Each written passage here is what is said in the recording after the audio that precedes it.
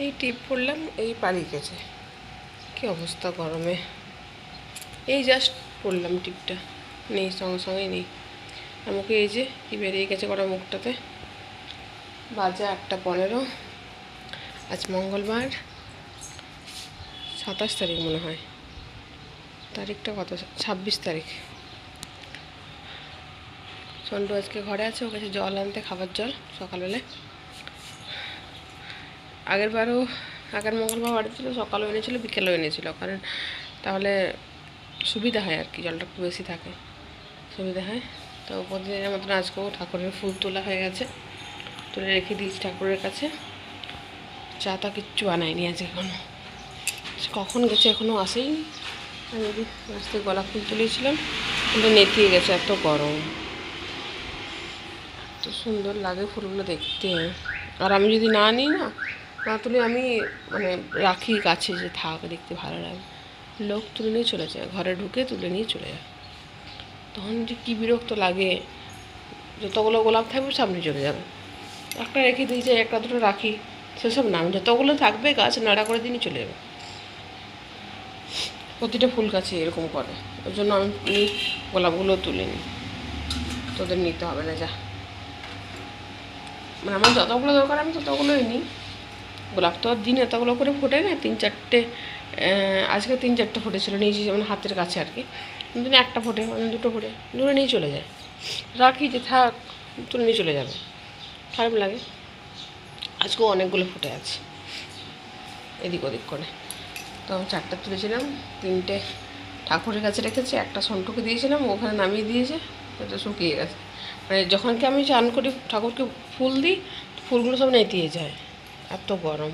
কারণ সকালবেলা ঘুম থেকে উঠেই তুলে রাখি, তারপরে 9টা-10টার সময় চান করি, তাহলে ফুলগুলো গরমে ইয়ে হয়ে যায়। চলো, সন্টু আসুক, এখনও আসেনি।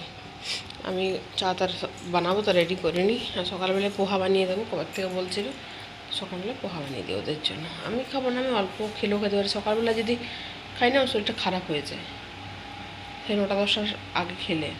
তো বানাই, দেখি। পোহা বানিয়েছি, আর অঙ্কনের জন্য যেটাতে রেখে দিয়েছি, এখন তখনও ঘুমাচ্ছে, ওঠেনি।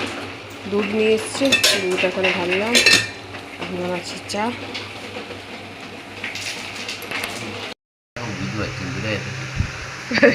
বলো, এবার রিভিউ দাও, কেমন হয়েছে? চাটা শুধু তোমার জন্য দুধ চা বানাইছি, আমার জন্য লাল চা বানাইছি না। ভালো হয়েছে। এই যে পুজো হয়ে গেছে, স্নান হয়ে গেছে, রান্না চলছে। ডাল সিদ্ধ হতে বসিয়েছি, আলু পোস্তর আলু সিদ্ধ করেছি, আর সিদ্ধ করে করব, আর পটল ভাজবো।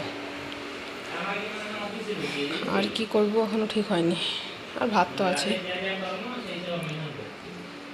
অঙ্কন উঠে এখানে বসে আছে।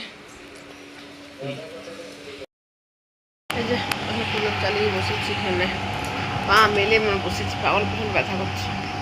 এই যে অঙ্কন গাড়ি তাড়ি যা পেয়েছে সব বিছানায়। আর ওর বাবা গ্যাসের অফিস গেছে জামদান করে।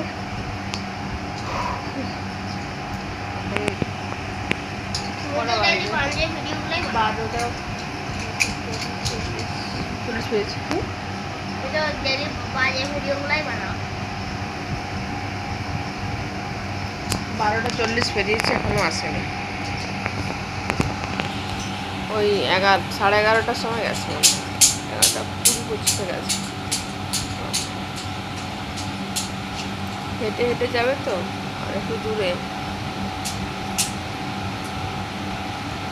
দেখি কখন আসে, খাওয়া দাওয়া করবো। রান্না হয়ে গেছে, ভাত, ডাল, আলু পোস্ত, পটল ভাজা, আর আমের চাটনি। এই হচ্ছে আজকের মেনু। ওকে বেশি করে দেবো। আজকে লাঞ্চ ভাত, আলু পোস্ত, পটল ভাজা, ডাল, আর করেছিলাম ডিম সিদ্ধ। আর এই যে আমের চাটনি, পুরো কালো কালো গুঁড়ি দিয়ে করেছে, আর পাকা আম। অঙ্কন খেতে শুরু করে দিয়েছে। ডিম সিদ্ধ করেছিল, ডিমগুলো ছাড়ানো হয়নি এখনও, খেলে ছাড়িয়ে দেবো। আর সন্টু ওই গ্যাসের কানেকশন করতে গেছিলো গ্যাসের অফিস, আসার সময় মাছ ভাজা নিয়ে এসেছি কিনে। এই ভিডিওটা আমি এখানেই শেষ করলাম। চলো আজকের মতো টাটা, দেখা হচ্ছে পরের ভিডিওতে।